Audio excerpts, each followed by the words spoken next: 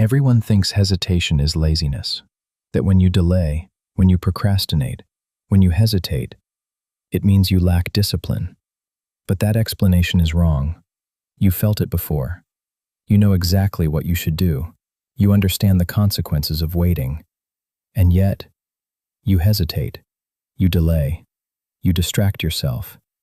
This is not laziness. This is not lack of discipline. This is your brain doing exactly what it was designed to do. Your brain is not designed to make you successful. Your brain is designed to keep you alive. And those two goals are not the same. Because to your brain, difficult tasks represent risk. Risk of failure, risk of uncertainty, risk of discomfort. And your brain's primary directive is simple: avoid risk, preserve safety, conserve energy, even if it costs you your future. Our brain constantly scans your environment, not just for physical threats, but for psychological threats. Anything unfamiliar is treated as dangerous. Anything uncertain is treated as dangerous. Anything that could change your identity is treated as dangerous. This is why starting feels so difficult. It is not the task itself. It is the uncertainty surrounding it. Your brain prefers the familiar, even when the familiar limits you, because familiar means predictable. Predictable means safe. Safe means survival, and survival is your brain's highest priority. Not success, not growth, survival.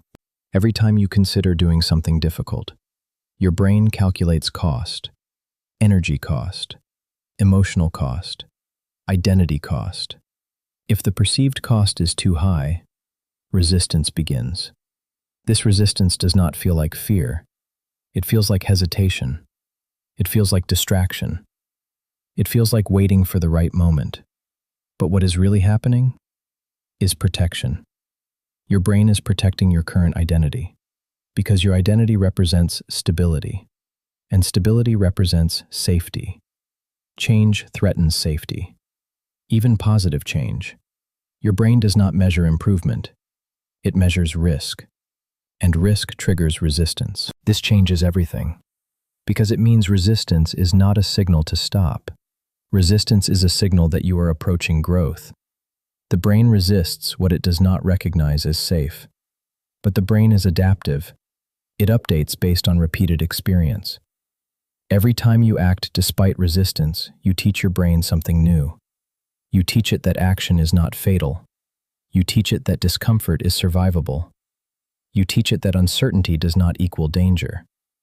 Over time, the resistance weakens, not because the task changes, but because your brain updates its survival model.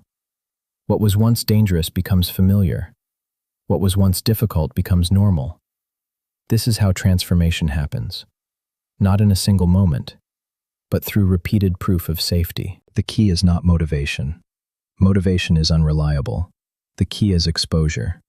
Small, repeated exposure to the actions your brain fears. Each action rewrites the internal map. Each action reduces resistance. Each action expands what your brain considers safe. Eventually, the things that once stopped you no longer have power, because your brain now recognizes them as part of your identity. This is the shift. You do not wait for the brain to allow action. You act so the brain learns permission. And once the brain accepts the new identity, resistance disappears. Not because you forced it, but because you trained it. Your brain was designed to protect you, but it can also be trained to empower you. Everything changes the moment you understand this, and act anyway. Because what you are experiencing is not weakness. It is a predictable pattern of human behavior. This is the Predictive Behavior Model. Subscribe for more on hesitation, resistance, and change.